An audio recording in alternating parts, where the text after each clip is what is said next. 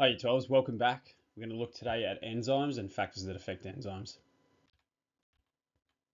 All right, factors that affect enzymes.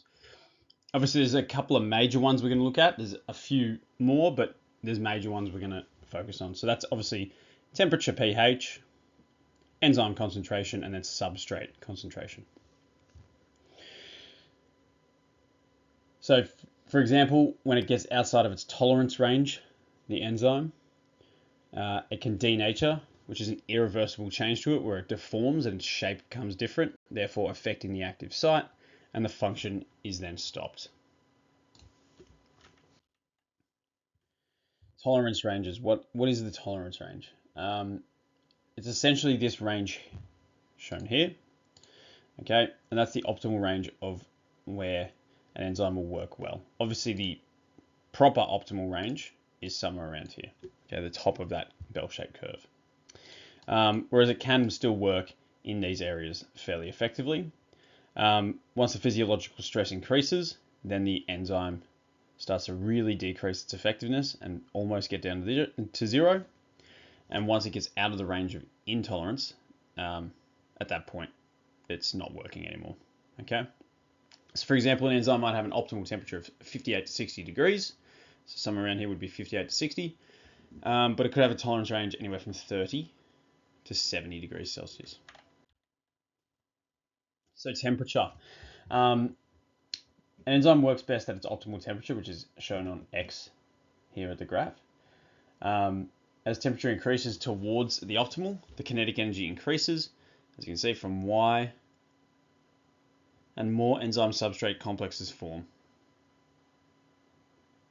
All right, so really, when it's really cool, it doesn't work very well.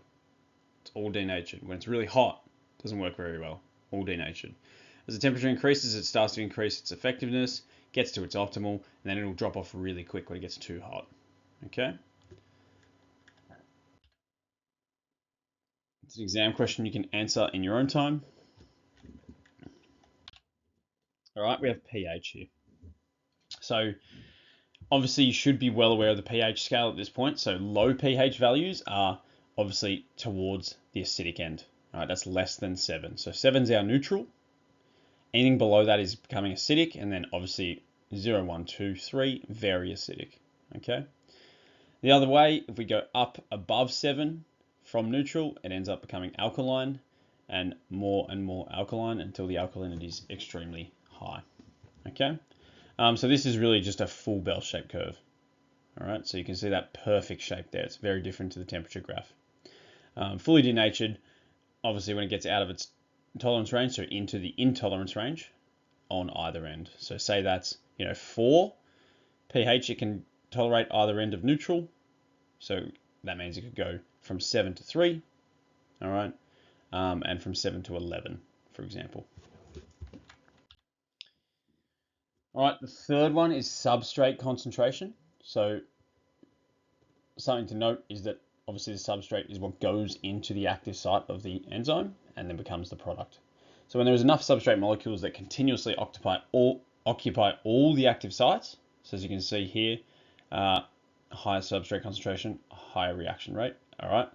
So as you can see here, we have the enzymes, these crescent moon-shaped proteins. All right, and you can see that the substrates are going in, but there's way too many substrates. So all of these are occupied at the moment. The example I always give is like if a student's sitting on a seat in the classroom, another student can't sit on the seat. So if there's only 10 seats and have 12 students, all right, the students obviously represent the substrate here, the seats represent the enzyme, then they can no longer sit down. They can no longer become a product. Okay?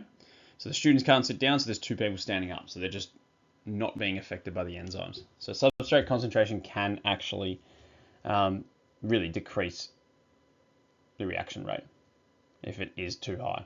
Okay, so by doing that, it hits its saturation point. Okay, so it will increase and then taper off, as you can see in this graph here.